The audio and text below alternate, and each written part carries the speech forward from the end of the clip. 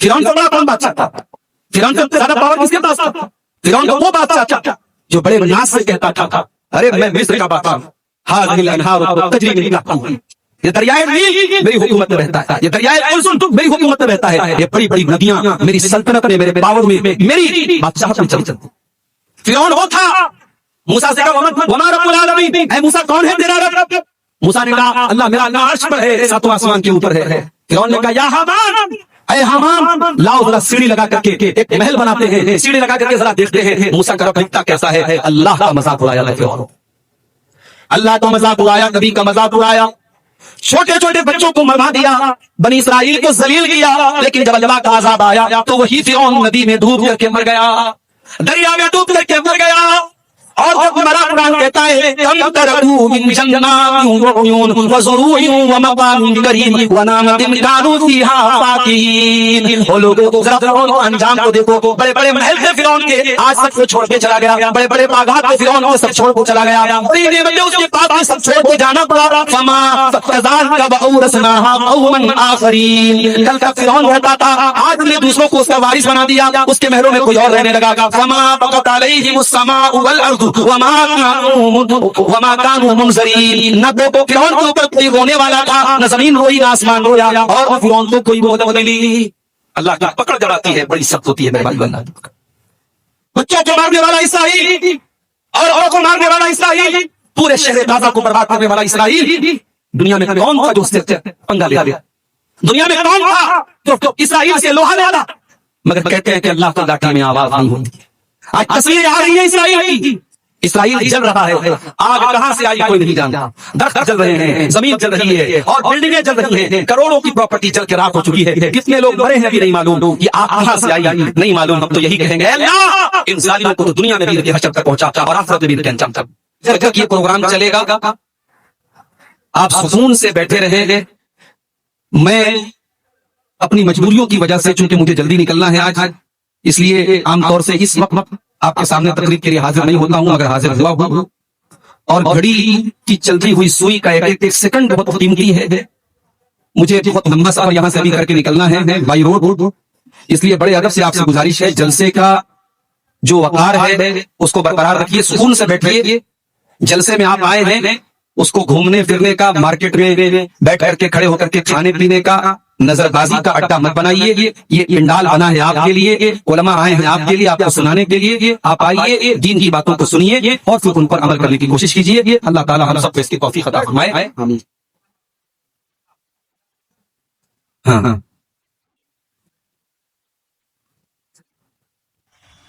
جو سامنے کرسی پر جو بیٹھے ہیں یہ ریکارڈنگ کرنے والے، ان کے علاوہ باقی لوگ کرسی پر نہ بیٹھے، پیچھے جا کے بیٹھ گئے، پیچھے والوں کو شاید کوئی دقت آ رہی ہے، آپ لوگ سب کا خیال کریں۔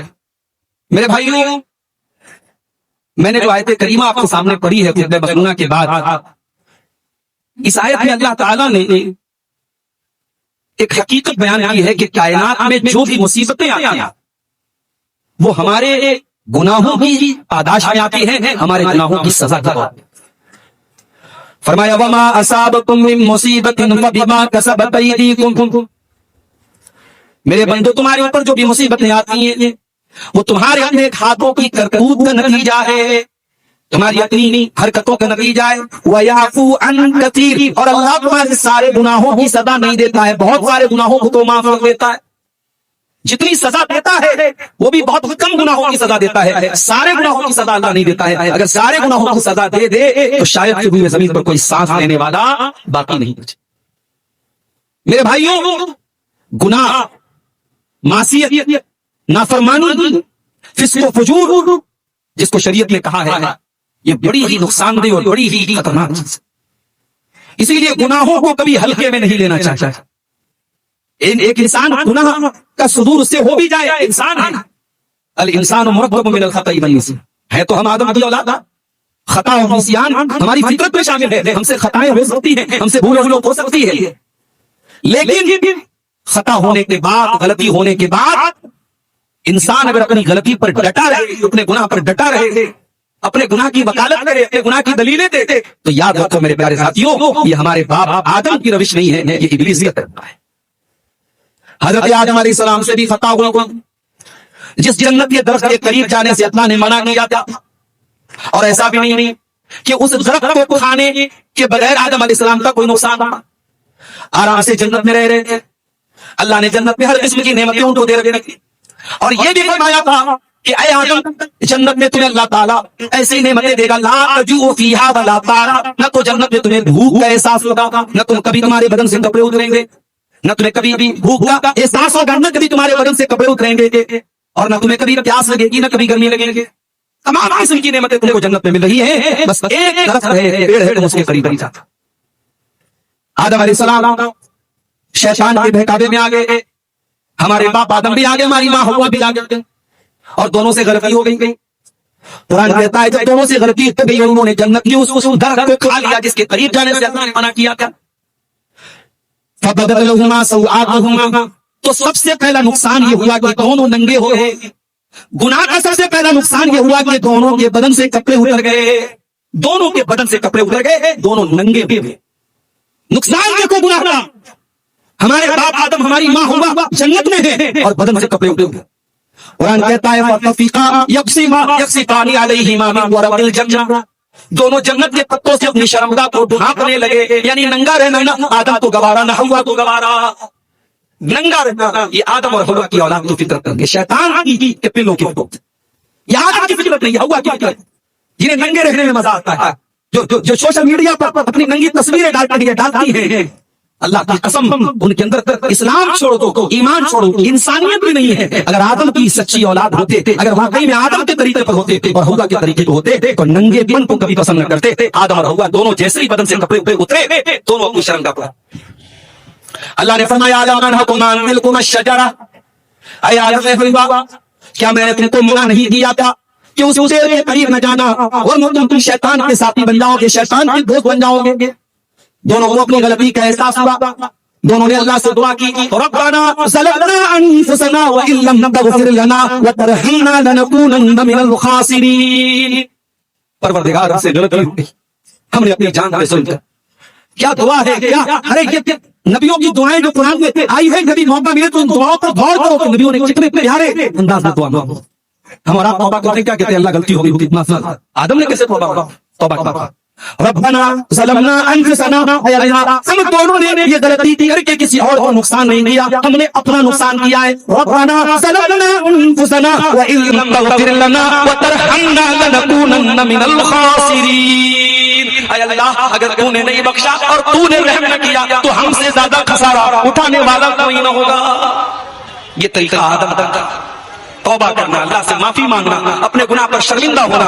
اللہ نے آدم کی توبہ قبول کی. اور شیطان کا کیا طریقہ تھا؟ اللہ نے حکم دیا ہے فرشتوں تم آدم کو سجدہ کرو. فرشتوں کے ساتھ ابلیس بھی رہتا تھا. ابلیس کوئی فرشتہ نہیں تھا، جنات میں سے تھا، جن تھا، مگر وہ بھی فرشتوں کے ساتھ رہتا تھا. اس نے سجدہ نہیں کیا، سجدہ نہیں کیا. اللہ نے پوچھا کیوں نہیں سجدہ کر رہے ہو؟ جب میرا حکم ہے تو تم سجدہ کیوں نہیں کر رہے ہو؟ ماں بنا کا تسجد، اے ابلیس تو سجدہ کیوں نہیں کر رہا ہے آدم کو جس کو میں نے اپنے ہاتھ سے پیدا کیا؟ قال انا خیر منه خلقتنی من نار وخلقته من طین. ابلیس نے معافی نہیں مانگی، شرمندہ نہیں ہوا، توبہ نہیں کی، دلیل دینے لگا، کہا کہ اے اللہ میں آدم سے بہتر ہوں، میں بہتر ہوں آدم سے، تو نے مجھے آگ سے پیدا کیا اور آدم کو مٹی سے پیدا کیا، میں اس کو سجدہ کیوں کروں؟ ایک بات بولوں، اللہ کا حکم آ جائے تو دلیل مت دیا کرو، اللہ کا حکم آ جائے تو عقل مت لگایا کرو، اللہ کا حکم آ جائے تو منطق مت لگایا کرو، رسول کا حکم آ جائے تو لاجک مت پیش کیا کرو. اللہ اور اس کے رسول تمہاری لاجک کے محتاج نہیں ہے. اللہ اور اس کے رسول کا حکم آ جائے تو مومن کی شان کیا ہے؟ انما کان قول المؤمنین اذا دعوا الى الله ورسوله ليحكم بينهم ان يقولوا سمعنا واطعنا. اللہ کا فیصلہ آ جائے، رسول کا فیصلہ آ جائے تو مومن کی زبان سے بس ایک ہی لفظ نکلنا چاہیے، ہم نے سن لیا اور مان لیا. کبھی بھی قرآن کے مقابلے میں، حدیث کے مقابلے میں، نص کے مقابلے میں اپنی عقل، اپنی لاجک پیش مت کیا کرو. تمہاری عقل قرآن و حدیث کے تابع ہونی چاہیے، قرآن و حدیث کو اپنی عقل کے تابع کرنے کی کوشش مت کرنا، یہ شیطان کا کام ہے.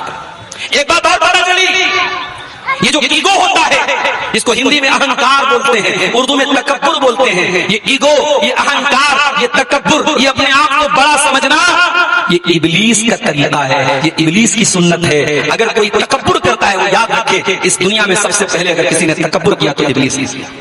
یہ جو میں یہ ہوں، میں وہ ہوں، میری بلڈنگ، میری دولت، میرا بزنس، میرا پیسہ، میرا عہدہ، میرا اقتدار، میری کرسی، میرا پاور، یہ میں کرنا، یہ ہر دور میں ظالموں کا طریقہ رہا ہے، فرعون کا طریقہ رہا ہے، قارون کا طریقہ رہا ہے، ابو جہل کا طریقہ رہا ہے، ابو لہب کا طریقہ رہا ہے. اللہ کے نیک بندے میں نہیں کرتے، انا نہیں کرتے، ایگو نہیں کرتے. اللہ کے نیک بندے کیسے ہوتے ہیں؟ قرآن کہتا ہے وَعِبَادُ الرَّحْمَنِ الَّذِينَ يَمْشُونَ عَلَى الْأَرْضِ هَوْنًا.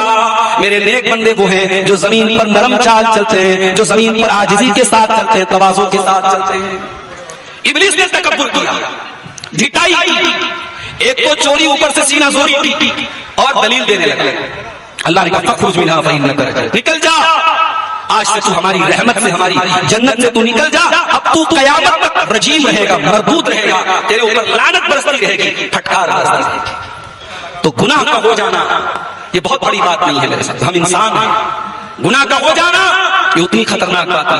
گناہ کے بعد انسان کے دل میں توبہ کا خیال نہ آئے، انسان شرمندہ نہ ہو، یہ خطرناک بات ہے. اسی لیے قرآن ہمیں بار بار گناہوں کے سائیڈ افیکٹ بتاتا ہے، گناہوں کا نقصان بتاتا ہے.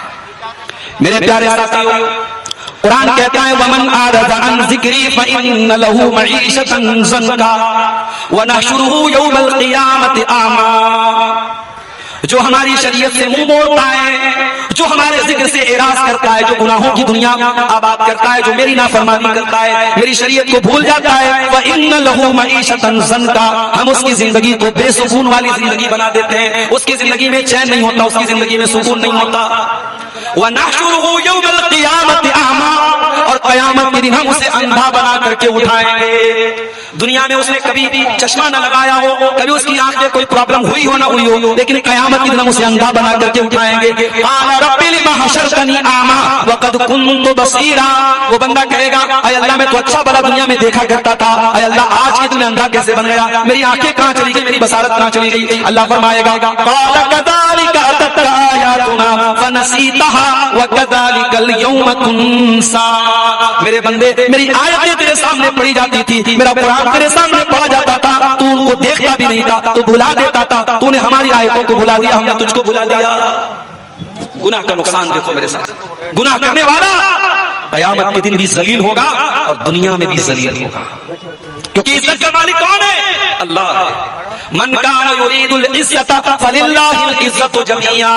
اے عزت تلاش کرنے والو، دنیا والے تم کو عزت نہیں دے پائیں گے جب تک عزت کا مالک تم کو عزت نہیں دے گا. من کان یرید العزت، جس کو عزت چاہیے، فللہ العزت جمیعا، تمام قسم کی عزت کا مالک اللہ ہے. اللہ نے اپنے نبی کو دعا سکھائی قرآن میں قل اللہم مالک الملک تؤتی الملک من تشاء وتنزع الملک ممن تشاء وتعز من تشاء وتذل من تشاء. اے نبی آپ یہ دعا پڑھا کیجئے، اے بادشاہ کے مالک، اے بادشاہ کے مالک، اے ساری کائنات کے شہنشاہ، تو جس کو چاہتا ہے بادشاہ دیتا ہے، جس سے چاہتا ہے بادشاہ چھین لیتا ہے. جو آج صاحب مسند ایئرٹیل نہیں ہوں گے، کرایہ دار ہیں، ذاتی مکان تھوڑی ہے. راحت اندوری نے کبھی کہا تھا تو بڑی سچی بات ہے، اقتدار پاور یہ پرماننٹ نہیں ہے میرے ساتھ. فرعون کا بڑا کون بادشاہ تھا؟ فرعون سے زیادہ پاور کس کے پاس تھا؟ فرعون کو وہ بادشاہ تھا جو بڑے ناز سے کہتا تھا ارے میں مصر کا بادشاہ، هذه الانهار تجری من تحتی، یہ دریائے نیل میری حکومت میں رہتا ہے، یہ دریائے کلثوم میری حکومت میں رہتا ہے، یہ بڑی بڑی ندیاں میری سلطنت میں، میرے پاور میں، میری بادشاہت میں چلتی. فرعون وہ تھا. موسیٰ سے کہا وما رب العالمین، اے موسیٰ کون ہے تیرا رب؟ موسیٰ نے کہا اللہ میرا اللہ عرش پر ہے، ساتواں آسمان کے اوپر ہے. فرعون نے کہا یا حامان، اے حامان لاؤ ذرا سیڑھی لگا کر کے ایک محل بناتے ہیں، سیڑھی لگا کر کے ذرا دیکھتے ہیں موسیٰ کا رب دکھتا کیسا ہے. اللہ کا مذاق اڑایا تھا فرعون نے، اللہ کا مذاق اڑایا، نبی کا مذاق اڑایا، چھوٹے چھوٹے بچوں کو مروا دیا، بنی اسرائیل کو ذلیل کیا. لیکن جب اللہ کا عذاب آیا تو وہی فرعون ندی میں ڈوب کر کے مر گیا، دریا میں ڈوب کر کے مر گیا. اور جب مرا قرآن کہتا ہے کم ترکو من جنات وعیون وزروع ومقام کریم ونعمت کانوا فیہا فاکہین. او لوگوں ذرا فرعون کا انجام تو دیکھو، بڑے بڑے محل تھے فرعون کے، آج سب کو چھوڑ کے چلا گیا. بڑے بڑے باغات تھے فرعون کے، سب چھوڑ کے چلا گیا. بڑی نعمتیں اس کے پاس تھی، سب چھوڑ کے جانا پڑا. فما کذالک واورثناها قوما आखरीन। कल तक फिरौन रहता था, आज हमने दूसरों को उसका वारिस बना दिया, उसके महलों में कोई और रहने लगा। फमा बकत अलैहिमुस समाउ वल अर्दु वमा कानू मुनज़रीन। न तो फिरौन के ऊपर कोई रोने वाला था, न जमीन रोई न आसमान रोया, और न फिरौन को कोई मोहलत मिली। अल्लाह की पकड़ जब आती है बड़ी सख्त होती है मेरे भाई, अल्लाह की पकड़। बच्चों को मारने वाला इसराइल, औरतों को मारने वाला इसराइल, पूरे शहर गाजा को बर्बाद करने वाला इसराइल। दुनिया में कौन था जो उससे पंगा ले?